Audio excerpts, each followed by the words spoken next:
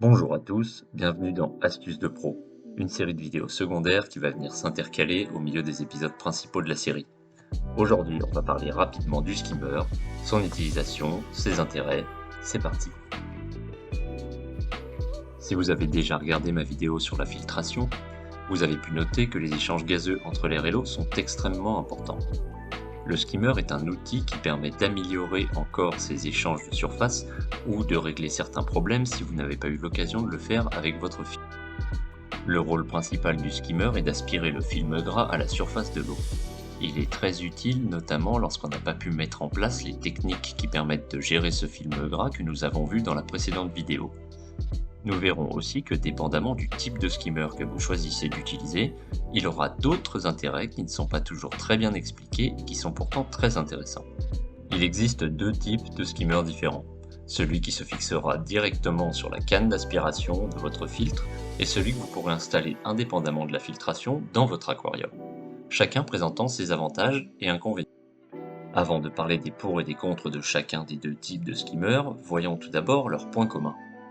Comme nous venons de le voir, les skimmers ont tous cette capacité à aspirer le film gras et à rendre la surface propre pour améliorer les échanges.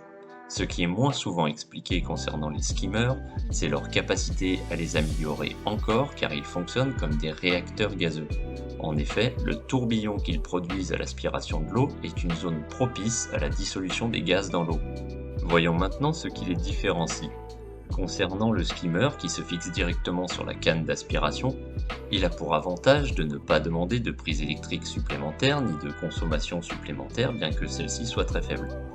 Il a également pour avantage, en étant fixé directement sur le filtre, d'amener beaucoup d'oxygène à l'intérieur de celui-ci dont sont très friandes les bactéries de cyclage. Avoir un skimmer sur sa canne d'aspiration est l'assurance de ne jamais manquer d'oxygène pour vos bactéries qui vous permettent de gérer l'ammoniac.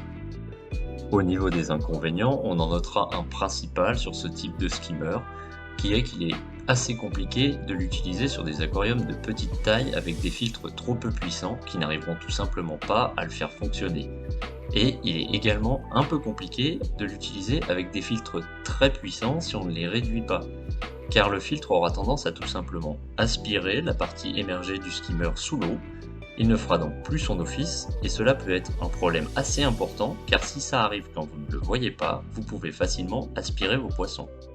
Le skimmer indépendant présente quant à lui d'autres intérêts, notamment sa capacité à rejeter l'eau directement dans l'aquarium. Bien qu'on puisse lui reprocher de ne pas aider à l'oxygénation des bactéries du filtre, il peut aider, si la filtration est justement un peu trop modérée, à ajouter du courant dans l'aquarium avec une deuxième pompe.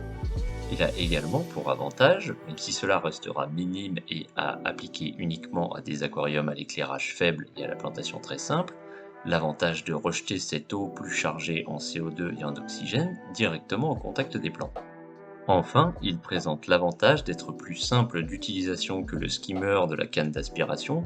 Il n'est pas dépendant de la puissance de votre filtre, il en existe de plusieurs tailles qui iront à plus de types d'aquariums que ceux disponibles sur les cannes. Il est néanmoins beaucoup moins esthétique.